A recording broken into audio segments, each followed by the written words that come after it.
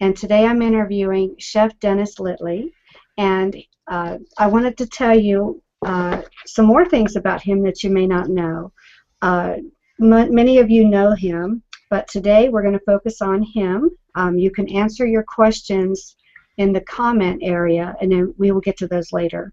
We're not going to read those live here, just because I do have a series of questions that that I think will just interest everyone as a whole. What got me interested in Chef Dennis was, as I was building my own Google Plus network, I noticed right away his beautiful food photography. So I started following him for that, because he wasn't only just posting photography for, images for beautiful food dishes, but he also was showing how he did the photography. And then as I was learning more about him, I realized that he actually is a chef, so that was intriguing. But the most intriguing part for me was when he started to post more about social media. So I said, wow, this guy is transitioning in a very interesting way. So that's what I wanted to present to you today. Maybe a lot of you didn't realize that about him. Maybe you know him for one thing or the other. But today I'm going to explore and ask him some questions to help us understand his career and how it is evolving still. Welcome, Chef Dennis. Thank you, Melanie. Thanks for having me today. I'm very happy to be with you. I think I'm happier to have you. If there was a happy meter, mine would be higher. Okay, well, we're both doing a little happy dance. I was real surprised that someone wanted to interview me, so I'm very happy to be here. Yes, and I think that the most interesting fact that topped the charts when I was seeing when the last time you were interviewed, when I Googled Chef Dennis Litley, you came up on the G Plus Data website as being number 6 in the nation for an actual chef using social media. So that's, I mean, 6, number 6. That kind of blew me away too. I had no idea. So, and I know that others do not have that same impression of you either. They just know you, like I said, for one or the other, or a combination.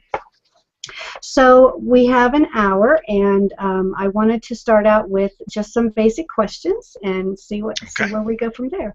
My first question to you is, what inspired you to pursue your culinary career?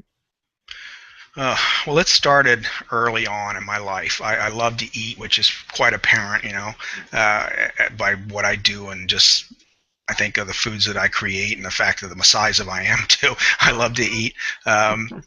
My mother was a nurse, and she would work shifts when I was asleep, so she could be home with me more of the time. My father was around too, but he worked also. But my mother always worked like midnight to 8 or 11 to 7, and she would sleep during the day. And once I got old enough to realize, what she was doing for me, I started trying to cook for myself.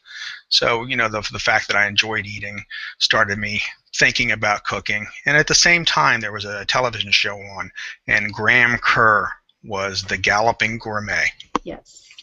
And he may look old hat now if you turn on to some of the reruns, but he was the cutting edge back then, in a time when there was Julia Child, and that was pretty much it. And no one wanted to watch Julia, which was the greatest loss anyone could have had by not watching her, because she was there for housewives. She was not entertaining. She was teaching people how to cook, which was really what we needed. But Graham Kerr, he was flashy, he was flamboyant, he had a glass of wine so did Julia, but he had a glass of wine while he cooked.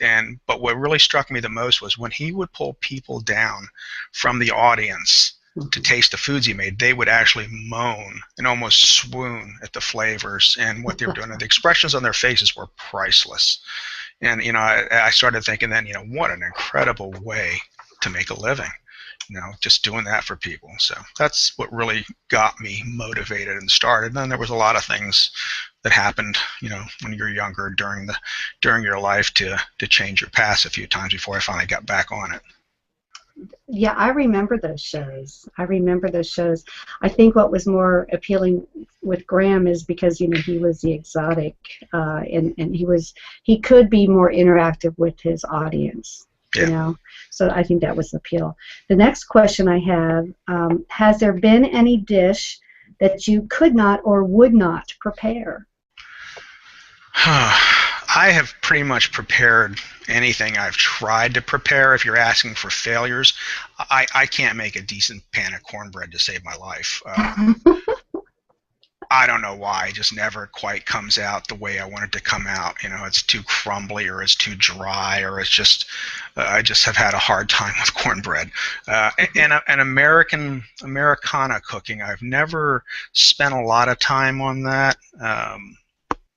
Just like traditional cooking, most of my life has been with European style stuff, and so I guess if that would be my one area of where I have problems sometimes. And grilling, I'm not a very good griller. I know that's, for a man to say that, that's like sacrilege, but I really don't do real well on the grill. Is it you're using charcoal or gas grill, or just it doesn't appeal to you? It appeals to me because I like the finished results, Mm-hmm. but it's not fun for me. Hmm. It's more or less work. It's because I don't enjoy grilling that much. It's just not something I excel at, so I'm not always very happy at it. I'm good at what I like to do, so I don't feel the need to try and become a better griller. So, I may, because like I said, I just moved to Florida, and I'll probably be doing more grilling here, so I may try to adapt some styles so I'm not cooking indoors when it's ungodly hot. Like, from what I understand, you can't get a decent loaf of bread anywhere around here, so I may end up baking my own bread, and if I do, I'll do it on the grill more than likely. I'll try and set that up for baking. Do you think that that's a commonality with maybe other chefs, that they don't prefer the grilling just because it does seem like more work? No, I have friends, chef friends, that just love to grill. I mean, I grew up in the kitchen sautéing, so that was always, the grill station was a whole other area, and it was, I don't want to say it was menial because I can't do it, so it can't. I'm not saying it's not hard to do, but it was something that one of the lesser trained individuals in the kitchen usually ended up on the grill, because you time a temp a steak, like anybody can learn it. Yeah, well, I can't. All right, so but I never really, I shied away from that station. Plus, it was hot. I mean, it was hot in the saute station. That grill set up to 400 degrees or 450 degrees, and it was hot. I just never really cared for that or the broiler station. So I love to saute. I enjoyed that. I love mixing flavors. And with a grill, I think, now you can do a lot with grill foods. I'm not saying you can't, but with a saute, I can blend different ingredients. I can add to the sauces. I can just create more. For me, that's what works. So that's what I really enjoy doing. Well, the way you described the grilling procedure, I think a lot of us will walk away today and say, boy, do we appreciate those that grill. Yeah, really, because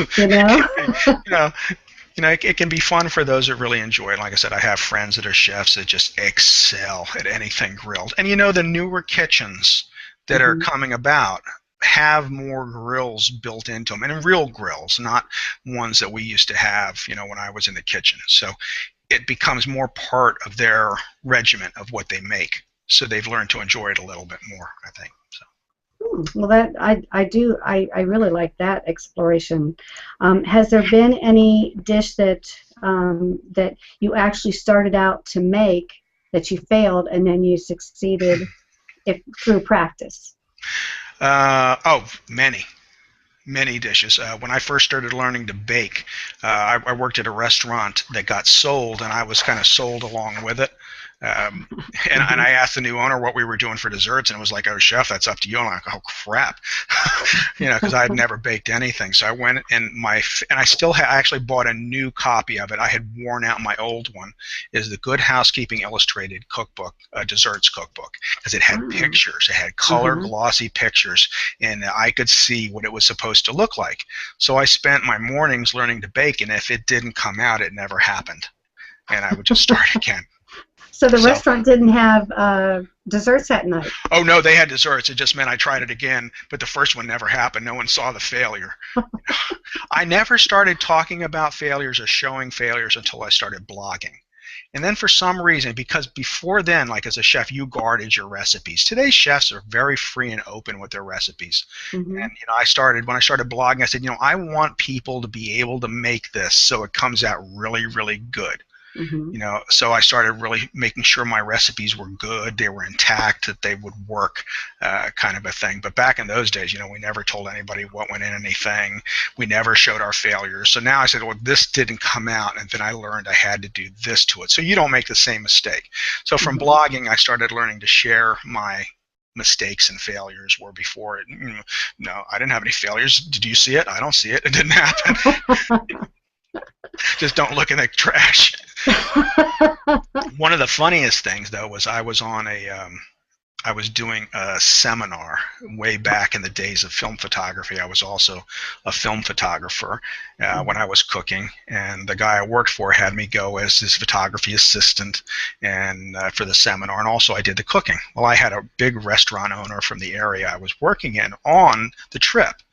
And he was always saying, oh, you have to come work for me at my restaurant. You have to come work for me at my... I'm like, no, I'm fine. I'm happy where I'm at. But I made this mushroom soup, and the mushrooms just got black. Ooh. And it was ugly as sin. The soup tasted wonderful, but I called it a black Russian mushroom soup. He thought it was the best thing in the world. Oh, my goodness. Excellent. So that, there were ways. I had an instructor early on in my career that had taught me how to turn failures into successes. Oh, if we all could just have that enlightenment. It doesn't always work, but you can. The whole trick to it is you have to realize most people will have no clue what it was supposed to taste like or what you were trying to make. So just because it isn't what you thought it was going to be, as long as it tastes good and it looks somewhat appealing, it doesn't matter. Plus, it's all how you label it. That's the marketing side. Absolutely. That's coming out. You just give it a different name. Oh, yes, I could have made that, but I chose to make this. And then another question I had is, what should be the biggest concern for any chef at any time in their career? The biggest concern? Food safety. Food safety. Food safety. Yeah, you want to make sure your guests are getting good, not quality, but safe foods to eat, that you've handled them properly, that you've cleaned them properly, that you've cleaned your areas properly, and that your staff is trained. Do you think that importance has increased over the years? Oh, absolutely. Increased? Yeah, because of lawsuits, because of foodborne illnesses, and because it's more rampant, and you hear of more cases, and things get you sick now that before I would have never thought of, like, rice. In the old days, we'd have left a pan of rice out all day. It's not going to get you sick. It's a starch. Iced tea. You can get food poisoning from iced tea. These are things like every time I go to take the test, because we have to recertify every 2 years. Well, I don't anymore since now I'm retired. But we had to recertify every 2 years. The national standard was 4, but usually they want you at 2. And they say, when did they add this to the list of foods that can get you sick? So, food safety is really important. When did, there's been a lot. I think the surprising thing for me is when they say that lettuce has been contaminated. That's a big shock. Yeah. And I guess it's just the packaging. It can be. The hard fact is that you think of who's picking our vegetables in the fields. And the way the fields are set up, well, a lot of it are migrant workers, and they're treated like animals. There was a big thing about tomatoes a few years ago, where in Florida, actually, where they were almost slave labor indentured, and they couldn't get out of this pattern because they were charged for everything they needed to make their money for the day. So at the end of the day, they had pennies left. But they don't have time for bathroom breaks, and there's no bathrooms where they're working, so they go in the fields where they're working. And that's where a lot of these big problems we're having with some vegetables, and even like, in the restaurant industry, honeydews, cantaloupes, you got to scrub them clean. You need a separate cutting board, clean the knives when you're done. You got to make sure you get the skins off, because a lot of those bacteria and things are staying in the skins of things. So, of course, stuff happens in a plant when they're washing it and contaminating it, and different things. Now we're getting to where food or other particles of hazardous objects are getting also placed into it. Before, you get a head of lettuce and there was a bug in it. You picked the bug out, you washed it off, and then you ate it. And that was no big deal. Now we're just getting things that really make you sick. So you have to be careful. In the large fields, agricultural fields, do they protect those against the, let's say, wandering off livestock? I don't know if livestock entering a field poses any danger, because it naturally is a fertilizer anyway. I wouldn't think as much as human. I mean, generally, when you get sick from a restaurant, it's because someone didn't wash their hands well after they went to the bathroom. No one wants to hear this, but the truth of the matter is, a good portion of the time that if you got sick eating somewhere, it's because someone was in a hurry, maybe didn't even wash their hands. We're all wearing gloves now, where we never used to have to, but just too many foodborne illnesses are transmitted that way, and that's just a big problem. And I remember one of the first classes I took, the person told me, says, 90%, 95% of the time you think you have the flu, you have a foodborne illness, because it's the same symptoms. That would probably explain why they have the specialized signs in the bathrooms that says employees must. It's specifically to remind the staff. Yeah. But again, that always comes down to whoever's in charge, making sure their staff understands why they're doing this and what the reason is. Not that I'm just being a pain in the neck and I'm trying to make you do this. And they have to understand food safety and why they're doing it. Well, I'm glad that I'm glad that we talked about that. Then the other question is, what career advice would you give current culinary students right now? If you're in the business, if you're studying to be in the business, I would say to learn as much as you can before you go out on your own. You graduate from a culinary school and an incredible amount of information and techniques and things that'll wow most people.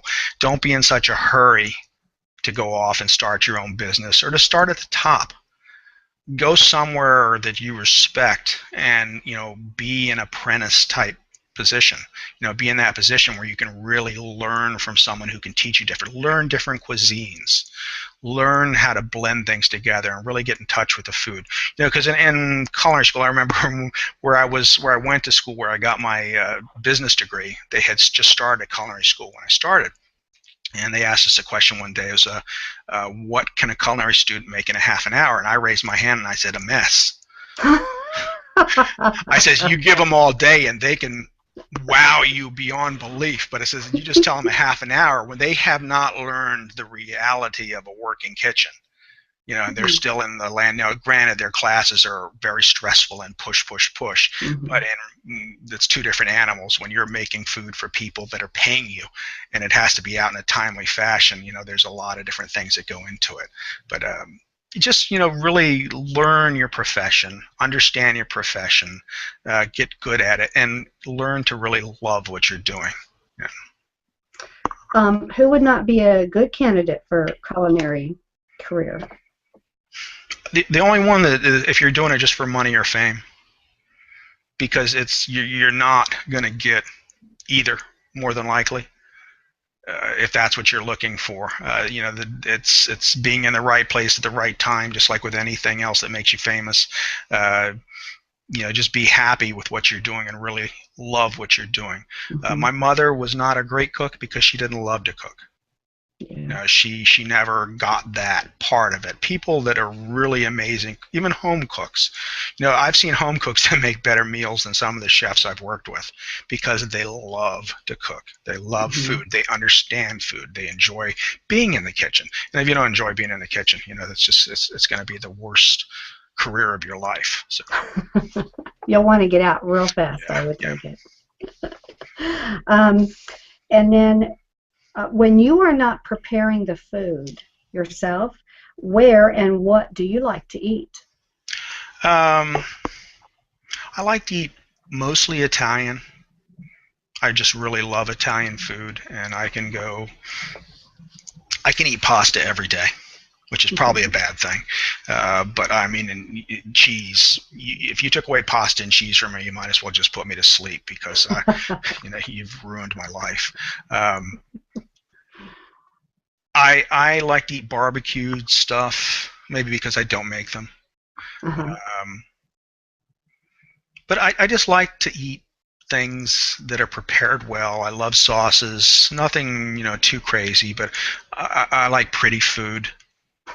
I like to look at it for a while before I eat it. I like to enjoy it aesthetically. I like to have an aroma to it. Ethnic food is always fun. Hmm. Different ethnic foods, foods from different cultures are just a great way to change about things. Uh, I would rather eat. I always said this to my wife. I said, we had a place called the Old Country Buffet, and I said Hmm. I'd rather go to the Old Country Buffet and get food that is like you don't even want to think about sometimes because I'm never disappointed. I can get roasted chicken there and a salad and be happy. Than to go to Hmm. some fancy restaurant, order something that I think that sounds really good and is going to be delicious, and I go, oh, this is really crappy. So I hate spending money on crappy food. I don't care what it costs me if it's really good. It But sounds like the same condition that a nurse has, where a nurse is their own worst patient. oh, So then you would be, your own worst yeah. critic over any food that would come your Oh, way. yeah, just ask my wife. She'll verify that. She cringes when we go into a restaurant just to wait. So like she holds her. She's like the restaurant owner waiting for the food critic to pass judgment. Almost like she picked a place the other night and says, "Oh, I love this place." She goes, "Oh my God, I think this is the first time you've ever said that." Oh my goodness. How did you meet her? Was it a culinary event? No, she actually was a hostess at the restaurant I worked at that summer. She's a teacher, and she Uh-huh. just retired this year, and had taken summer jobs just to keep busy and to have something to do and Yeah. and have some fun. So that year she decided. Actually, she lived about four houses away from the restaurant I worked at for Wow. all that time, and she was there every summer. We never knew each other, so and we were both pretty much alone during that time too. So we just kind of Wow. clicked right away. That's really, and it's still, you're still cooking today. Yep. Yep. Yep. What are some of the factors that helped you to decide you know, to put a bigger, you're switching to your social media. What are the factors that helped you to decide to put a bigger emphasis on social media and culinary, to combine the two Well, disciplines? when I started blogging, I had really I had no idea what I was doing. And I tell people now, I think most goes for most of us as bloggers, if we knew going into it what we had to do to be successful now, most of us would have run away screaming and found something else to do. But when I started blogging with recipes and I started meeting people, I started seeing that there was like a lot of people never wanted to share information. It Hmm. was these guarded secrets. What do you make? How can I make that? What do you do to be successful? No one really wanted to give any answers. So I Hmm. started, I did a rant one time. Every now and then I'd get in these moods, and I just wrote this rant on the food group on etiquette, on Uh-huh. what proper etiquette was. So it got amazing results. And in fact, this person wrote me, I had no idea who she was, and said that that's perfect for my image, and how impressed she was, and Hmm. I should go off and start Ask Chef Dennis, Ask that series. And I'm like, really? You got to be kidding me. He says, no, there's really a big void for that. People want to know, and you help them. So I would start writing these articles and try and help people find things to make them successful. My tagline at the end of these posts was always, share your knowledge. Together we are stronger. I firmly believe that. It says, we need to work as a group. We're not going to take anything out of each other's pockets. Trust me. There's so much out there. Just, help everybody, help each other, help become stronger, help us improve as a group of bloggers. So when I started doing that, when I came on to Google Plus over 2 years ago, when they were in beta, it was just a natural transition for me. And the part of it was that when I first started, it was kind of that ghost town that people still call it now, which is ridiculous. And there were just some of us on there, and I made some really great friends then too, and it was quiet, and we were the only ones that were really around to talk to each other. And then I started reading more about this and more about that and seeing the impacts. And one of the biggest wake-up calls for me was one day they were saying something about they were bloggers. I'm going, really? You're a blogger? I'm a blogger. I have a food blog. You mean there's other blogs out there besides food blogs? Oh my God. And I was like, really? And I'm like, geez, everybody on here is a blogger just about that does anything. All these big SEO people. Goes, people read that? Oh my God. So that it just really it made sense to me. Again, my way of trying to help. Like when I first came on here, I was trying to drag all of my friends on here.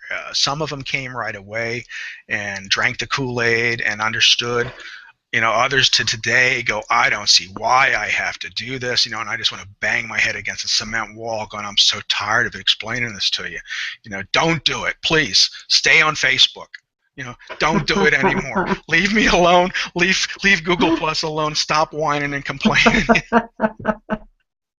But it just seemed like the national transition for me, and I am not real computer literate. I am not real, I always say, I can spell SEO on a good day. I says, I have no idea what it is other than that. So, but I've got friends like Joshua Berg, Mark Trapp Hagen, Stefan Hovnevian. I've got these friends that are just so brilliant that they know what they're doing, that I don't have to. I mean, I ran my my bloggers conference last year, and Martin Shervington opened it up for me. I have these guys talking about stuff, and I'm taking notes as fast as anyone else, going, "Oh my God, this is amazing!" So you just have to, listen to these people and find, and it just becomes. And so I like sharing it with my food blogging friends or with all my other followers too. Do you find that you are slowly, it sounds like a game changer when you came on. It's like, oh, chefs do this. Do you find that you're getting more on the same page where you are, that so others can gain from food bloggers, or are they still shy about it? It's still hard for everybody, and they're coming on not understanding Google Plus and not understanding what it can do for them. A lot of people, and not just food bloggers, and chefs too. Chefs are probably the worst social media people in the world because they really don't understand it at all, and they don't have time. I know when I was a working chef, when I was working 17 hours a day, the last thing I would have had time for was to sit down and spend a couple hours on Google Plus or on social media. So there is this. I think this is a big void. And actually, I've been talking to some friends about teaching social media at schools. I'm ready. We're in Florida. I'm not necessarily have to retire now. I would still like to do something and be kind of productive. I don't want to teach culinary anymore. I'm tired. I'm a little burned out with that. But, I still like being around chefs. And I think this is something they need to know. I mean, they need to know how to use a camera. I mean, and this is crazy stuff that back 20 years ago, you would have said, you're wasting your time. But if you're coming out of a culinary school now, you need to know how to use a camera. You need to know how to position your food properly so you can sell it or show it or do something with it. You need to know how to use Twitter. You need to know how to use Google Plus. You need to know how to do these hangouts. There's all this whole bundle of stuff that chefs need to succeed. It's no longer just open up your restaurant and let the people come in. There's just so much more to it. This is the part of the picture. So, that's something I've been thinking about doing if I can find the right school that, would like me to do it. Probably have to write the textbook, which would be interesting too. Yeah. But I think it would be a game changer. I think if we could get it in one school or two schools, pretty much, some of them, they'd all be that aha moment for them. Yeah, because I think the timing is excellent right now, because the generation of today, those students that are starting out culinary, if they realize that there's a way to combine their social activities with what they love to do, and learn some additional skills, like you mentioned, photography, and how to make the images look even more appealing, instead of just clicking it with their cell phone app, to actually get light boxes, the different lenses, bring a little old school into the photography. Yeah, and there's even simpler ways to do it. You just get some white foam core from Staples and have it in the kitchen to bounce some light off of. Even using regular halogen bulbs, just color balance it. That's fine. Using the old kind of overhead lights. Why can't I think of it right now? But the bad light, fluorescence. There we go. The bad fluorescent light is not bad. It's nice and even and balanced. If you can fill in some shadows, but God, color correct it. I see that with bloggers. Beautiful food, but oh my God, it's not supposed to be that color. Just color balance it. That's all. It's just a little bit but knowing how to do that. Even taking them with your iPhone, you can get some really incredible results with your iPhone if you got the right apps on it to do it with. So with the new thing they have in photography that's called HDR, is that appropriate for food photography? Not for what we're doing. For commercial work, and I'd even studied something called light painting. Which makes the food just, the picture that I have for my community was the one that I took via light painting, and it was a process. The picture was done over a course of 2 days. So, that's how long. So, no, it's too HDR. I've seen some stuff done with it, but it's not, it jumps out at you, but it's not real. It's not what the food really looks like. It's too commercial. So I would say no. Doesn't mean that 10 years from now all the food bloggers won't be doing HDR or their foods won't look like that. But right now, for me, it just is a lot of work involved. Not as much with just HDR, but there's still more steps involved. And then you're taking it, you're changing it a little too much. It's a program like Lightroom would work wonderful for you. And I always tell people, you get what you pay for. Everybody's using these free programs. Well, they're wonderful, but you can only do so much with them. Spend another $79 or $100 and, really kick up your game a little bit. Yeah, and that leads me to, when you're talking about color, as a personal question, when I was taking economics, cooking class in junior high or high school, whatever it was, our instructor, our teacher, specifically said you never have blue in food, the color blue in food, or the color blue in the kitchen, because it's associated with mold. Is that true still today? You don't have blue food? I have to say I've never heard that. There's not a whole lot of blue foods out there to begin with, and unless you're you're a Smurf or something, you don't have to worry. I'm thinking of blueberry sauces and things, but no, blue, I think, as a plate, I probably would shy away from. Most chefs, and a lot of bloggers bring a lot of different colorful and intricate plates in the patterns, and I've tried it, and I just can't do it. I'll plate it on that. I'll put it in front of the camera, and I can't take the picture. I'll take it, and I won't like it, and I go back and get my white plate and put it on the same boring white plates that I shoot. We're just out buying China, and I'm looking at all these, and I keep going towards the white plates. I'm thinking, no, this is just to eat at home. Calm down.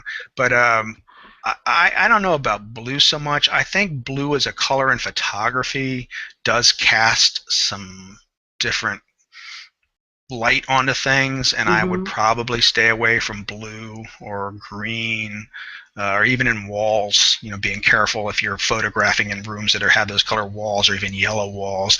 I had a friend that couldn't take a decent picture at a certain time of day because across from her beautiful windows was this brick building, and when the light hit the brick building and bounced back, everything was red. Oh. So you just have to be careful, and the tints or that things aren't getting changed because of that. So, but I never heard that about mold. Well, I will officially say this, Miss Froby, I can have a blue kitchen if I want. No. Miss Froby, bless her soul. Well, KitchenAid has really changed the games with colors for appliances too, so you can have whatever you want: orange, Yeah. tangerine, chartreuse, teal. They That's have some right. beautiful colors. Hmm. Um, uh, Tell us about how the conception and the application of your new show series, Good Day Google Plus, came about. Well, I had been doing my series for my blogging community, for my food blogging community, and it was a community education series, and that kind of ran its course, and I was doing that pretty much every week, and I had a lot of fun with that and a lot of success with that, and we were getting a lot of viewership, and Hmm. bloggers were on, and then after I did the conference in July, I was wiped out. Um, it was a time when I realized I couldn't go back to work. My injuries that I sustained were just not going to let me function in a manner that a chef needs to function. Hmm. Uh, and I just decided to change paths a little bit and move forward. So I started thinking about this, and actually I had planned on doing it sooner. And then with selling the house and getting the house ready, once we decided to make the move to Florida, we just sprung into action. Mostly my wife. I was just not a whole lot of help the first first month doing that. Um, but we just had so much to do, and then Hmm. when I finally started thinking about how I wanted this show to come out, I didn't want it to be, not that there's anything wrong with what's out there. It's just there's Hmm. so many great shows out there that talk about SEO, that talk about money, that talk about music, that talk about art, that talk about hangouts, that talk about specifics, and Hmm. generally one specific subject, or very neat package around that subject, that I thought, why can't we just blend it all together? I kept thinking of Ellen. If I could be on any show, of any variety show, I want to be on Ellen. I just love Ellen, and I would love to be a guest on her show someday. But I'm thinking, she gets some different crazy people out there all the time, and they just have fun. They talk to each other, they interact, and so far we've had some really good shows where people ask the other guests questions, and that's exactly what I wanted. And it's Hmm. also an opportunity for me to introduce my friends to each other, Hmm. and that's something I always enjoy doing too.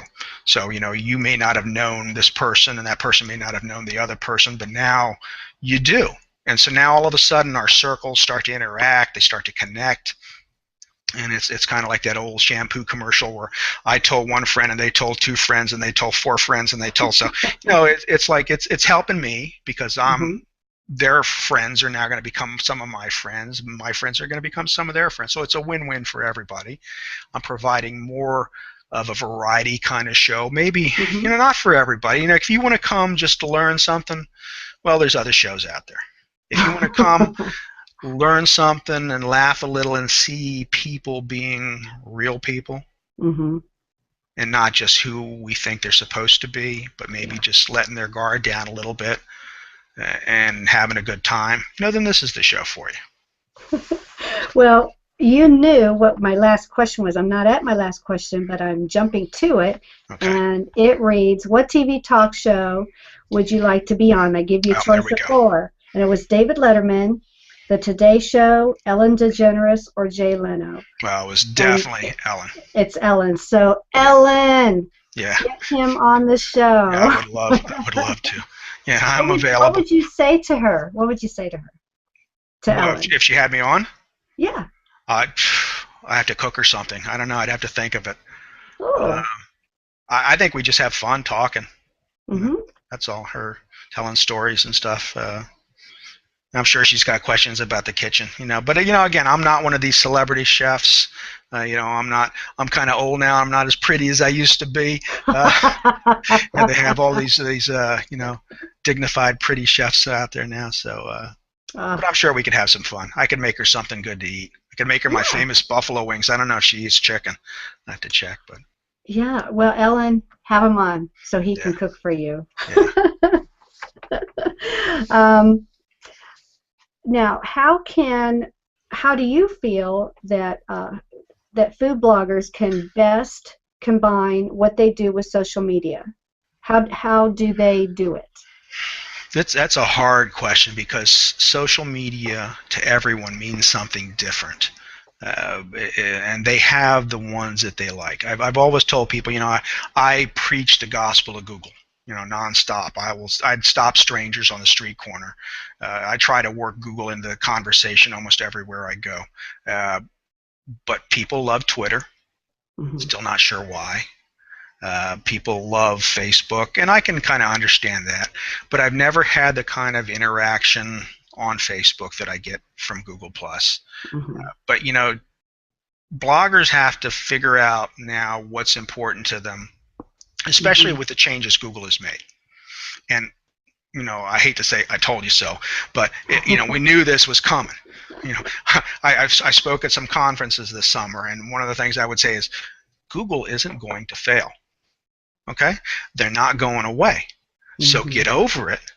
They're not Facebook. They're never going to become Facebook, and just start learning to use it properly. But, if you're a food blogger and you say, I don't have time, I tell people never to walk away from things that they already have. But if you don't already have a following on Twitter, if you don't already have a following on Facebook, I wouldn't waste your time. Because they're not going to help you get search engine results. They're not going to help you grow. They're not, in the long run, your bread and butter has now become Google+. And that is what, and I keep telling them too, real people, they want to come on as their brand. Your brand is wonderful, okay? You can sell your brand all you want, but Google wants real people right now too, and they want to see you. They want to see a picture of you. They don't want to see a cartoon. They don't want to see you looking off to the side. They don't want to see you with a mask on. They want to see you so they know they can trust you. So people know they can trust you. They can put more trust factor into you. So, for a food blogger starting out, first of all, it's like being a cook. You're not going to become famous. You're not going to become rich. Get over that now. Work hard. If you enjoy doing it, you'll be successful and you'll have fun. Okay? Meet some people. Let your community grow. Depend on your community to help you learn things. We have a community on for food bloggers. And one of the hardest things that I had to do, and a lot of them don't come because of that, is I will not let them self-promote. I will not let them post their pictures, not let them post their recipes, not let them post things that they're doing. That's not what it's for. You got your blog for that. You have other groups for that. Ask the question, I've got WordPress. This doesn't work anymore. What did I do wrong? Have somewhere where you can go to ask advice. I'm changing my host. Does anyone have any suggestions? I'm buying a new camera. Which one should I get? Things like that. And there's tons of them. And it's gotten better now, and it almost runs itself. But for the first 6 months, it was very difficult. We're coming up, I guess, on our first anniversary pretty soon. First week of December, community started. Wow. Somewhere around there. What are your goals? How do you feel? How do you see the show progressing in the future? I would just like to keep it going. I had this odd thought when I was getting ready to start it, was that it'd be so insanely popular that I'd have to do one every day. It's like, and trying to figure out how I could squeeze it into my time. Thinking, well, yeah, I can do them from Italy. I can still do it there, Yeah. I can do it from France. But I mean, that would be, I don't know if I would want to have it be that successful, because that, again, is a lot of investment and time. But I just like to keep seeing it grow, and people look forward to it as a way, to have a little time to escape and have some fun and enjoy, because you never know who's going to be on or what the interaction between the different people is going to be. Like this week it's going to be fun. I got Heather Faye, and she became famous because of Google Plus. She's got an album out. She's a singer, and it's going to be a really nice grouping with her. I'm trying to remember who else is on. It's terrible that I don't. Oh, my friend Jenny Fields is on, and she's a baker, and she's a lot of fun in front of the camera too. She really is. She's a hoot, and she started with us when we started the community, and she's learned a lot. And she's on. So it's a nice grouping of people. It really is. David Amerland. David Amerland's on. Oh my God, how could I forget him? I think he's always at the top of the mind anyway, always. Google semantic search. So we got Google semantic search, we got Heather Faye singing, and we got a pastry chef. There we go. Where are you going to go to find that? And you're on your SEO. Yeah, I'm trying to get some of my food blogger friends to start doing cooking demos for me. And do a demo one. I'd love to start having some demos on the show too. But the bloggers are so afraid to be in front of the camera. Some of them, it's like, they're afraid of what they look like. Or I'm going, really? I said, look at me. All right, come on. Look at some of my earlier demos. I says, oh my God, they're terrible. I says, but it is what it is. You're a real person then, Get out there and just do it and have fun with it. So I keep hoping that more of them will start, and then I'm making more friends with mommy bloggers and craft bloggers and different facets of still kind of with food a little bit, but different areas. So. Well, it makes everyone more rounded, and it's just like if you were invited to a holiday party, you would have a variety of guests. Absolutely. And even if you knew the guests, but they brought a guest with them, you certainly wouldn't know them. So it's just a big, fun way to mingle and get to know, what else is out there, And you find a lot of common ground once you take that journey to another side that on the playground. It's like, I only play with people who's on the swings, We can all learn something. Yeah, we can all learn something from each other, and I think that's the one thing, and that's what I tell my friends too when they come over. Don't just stick with your food bloggers. You've got other interests. I know you do. Start looking for them, or start interacting, and then don't get upset when someone doesn't answer you. For the first time you talk to them, says it could take 3 months. But if it's worth it to you, just keep interacting and engaging with people. But it's great to meet other people, and I always meet someone new. Like I'll read a post by someone, and they'll mention someone else, so I'll go look at that person to see who they are, and if I like what they're doing, I'll put them in my circles just to watch them for a while to see. But they don't have to follow me. I'll still put them in mind just to see what they're doing. That's what I like about Google Plus. It doesn't have to be reciprocal. I mean, it's do what you want to do, and I'm just really glad that had I not come to Google Plus, and had I not seen how the various things that you're into, we would be right here having this, because the common ground that I discovered with you was the search engine optimization and the social media. Otherwise, because I am no way a cook.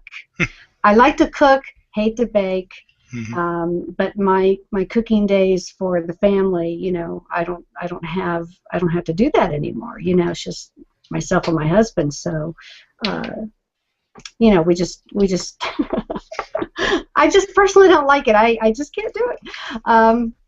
But that's just me, But boy, do I appreciate the people who do love it and who know how to do it, Well, I always tell everyone, everybody eats. I say, so, God, if you like gardening, if you like knitting, if you like aerospace, go into those communities and talk to them about whatever it is they're talking about.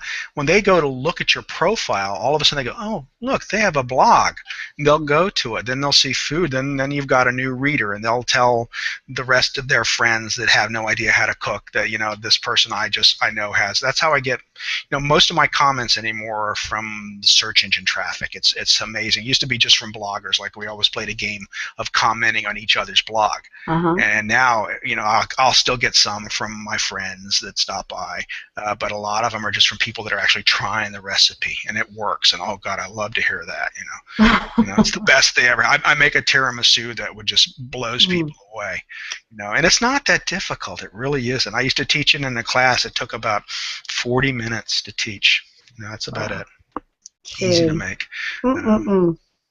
I think chefs are way above regular cooks because you present it as art. You just present it as art. Well, I never try to rely on that too much. I'm not a real big garde manger person. My philosophy was always to make you. I said, when you get done eating, I want you to have to unbuckle your belt. Okay. Unbuckle your belt and just moan a little bit for me. It says, if it doesn't look as pretty, some places you'll get food that, and I enjoy pretty food too, but mine does not always beautiful food. It's just a matter of when you eat it, though. The beauty is in the flavors. Yeah. How do you define what your goals for social media are for 2014? What would you like to accomplish in the next year? Well, I'm going to have we will have another conference, an online virtual conference. I would just like to get out and do some more public speaking for social media, and my goal would be to teach if I could work something out that would be feasible for everyone and work out. In the same way that you're doing your show here, so you would be combining the culinary with the social media or the blogging. Sharing of information. Yeah, there's, like I said, there's a few culinary schools in Orlando, so maybe if I can make the right connections, talk to some people about it, and it wouldn't have to be a real intensive course. It would be probably something that they could take once a week, or give them things to do, to study on or to try and succeed. Teach them how to set up a blog, different things. But there's a lot that we could teach doing that, so. Might be something worth looking into. That would be my goal, I think, if I can do anything, because I still feel like I have some life left in me, and I could, and I could do something to help people. Like I said, I really don't feel the passion for teaching cooking is there anymore. I did enjoy that for a long time when I was teaching at this last school I was at. But now I think, I've really have caught the bug for social media, especially Google+. But I have a decent following on Twitter. I have a decent following on Facebook and Pinterest. There's people that are leading the pack like I do on Google+ and those other ones. So, and that's one of the reasons I went to Google+ too when I was blogging. I have this paltry little following on Twitter and on Facebook, and I look at these people and I'm going, oh my God, I'm so late to the game. I'm just so late to this. And Google started, and I loved it. I went, well, you know what?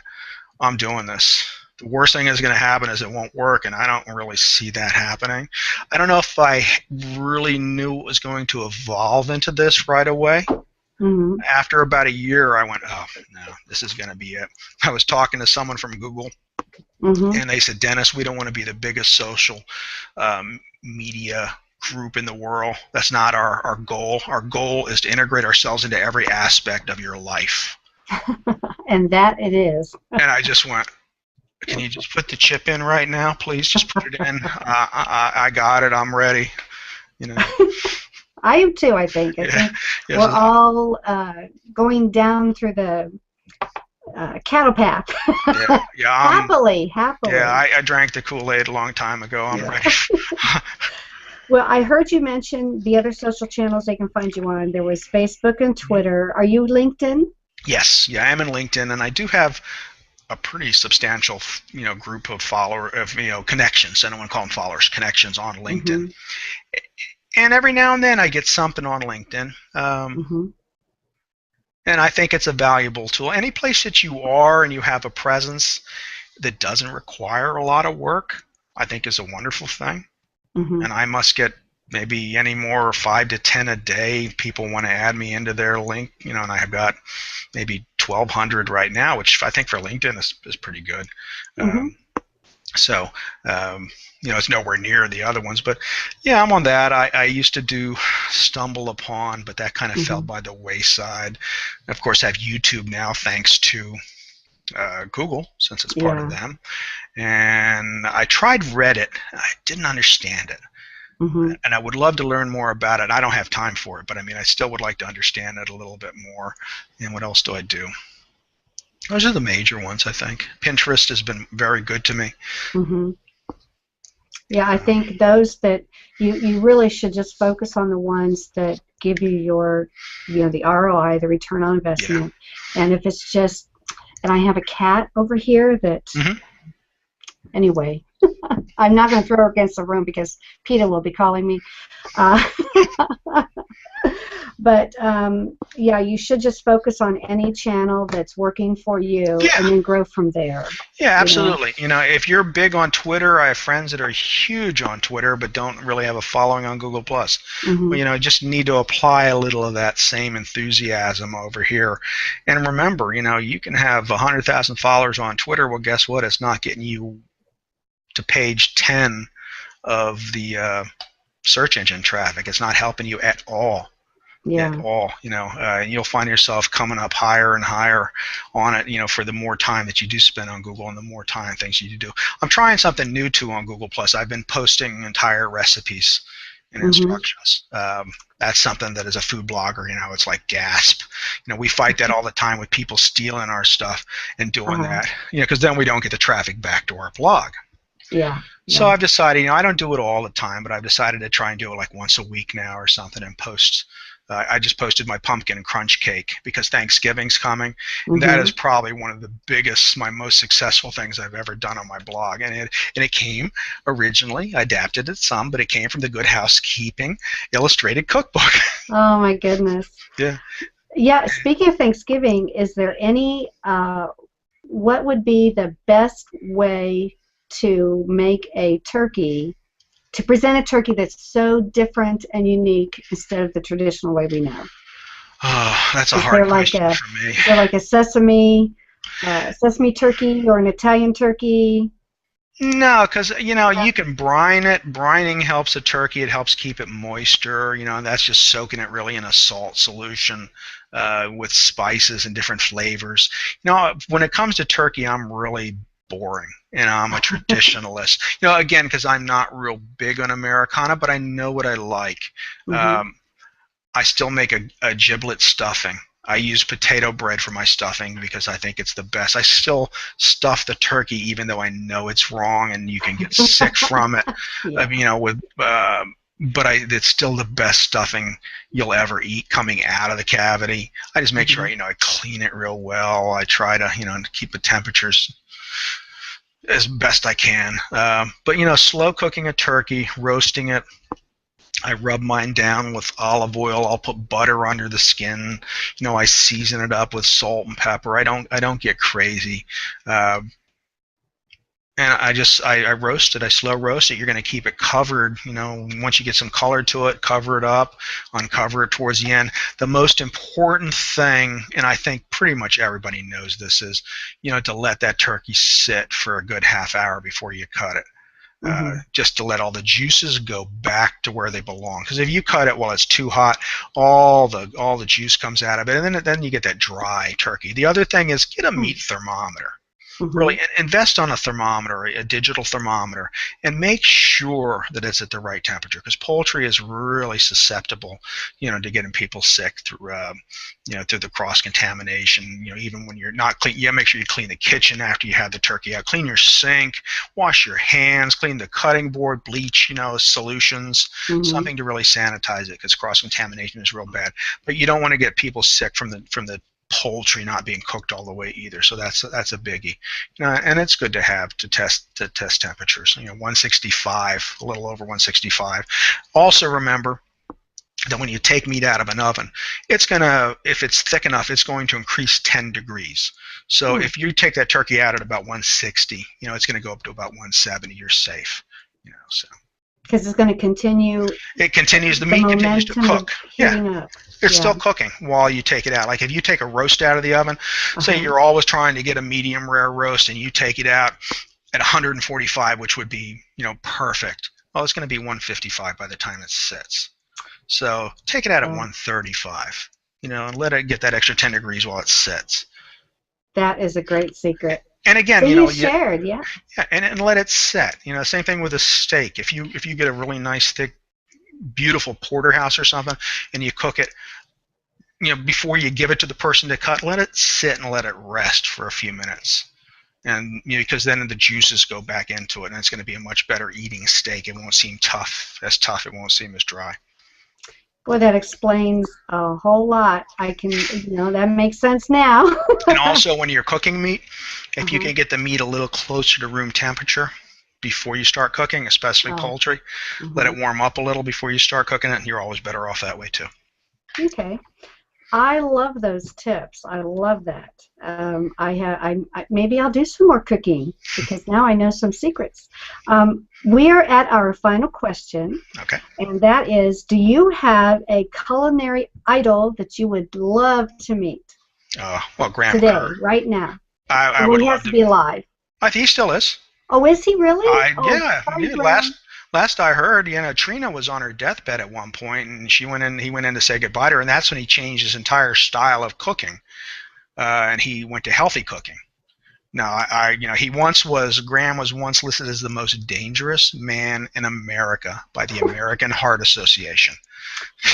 Oh my goodness. Butter and cream. Yeah. Butter. I learned my love of butter and cream from him.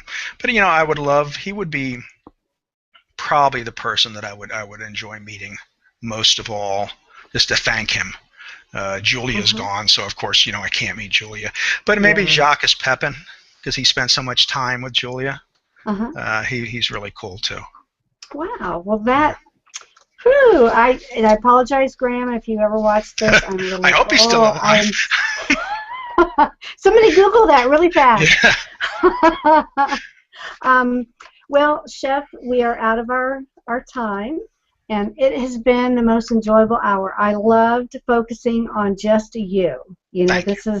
this has just been so great because it's answered a lot of questions I have, like where, how are you transitioning and what's your future is going to be, and how the things that you have in mind could be a game changer, and I know that whatever direction that you go from this point forward will always be a success because your heart is guiding you, and your happiness. And if more of us could allow the happy to come in our life and then follow it, oh, what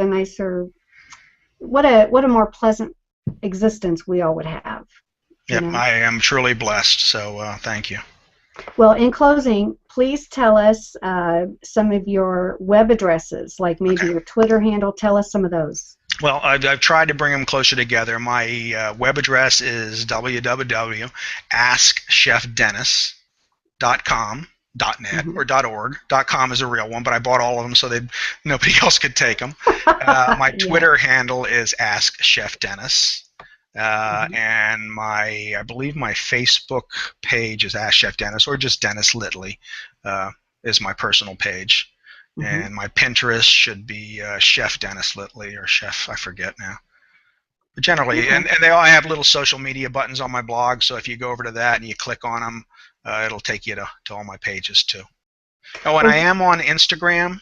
uh-huh. I did start doing Instagram, and that's been a little fun.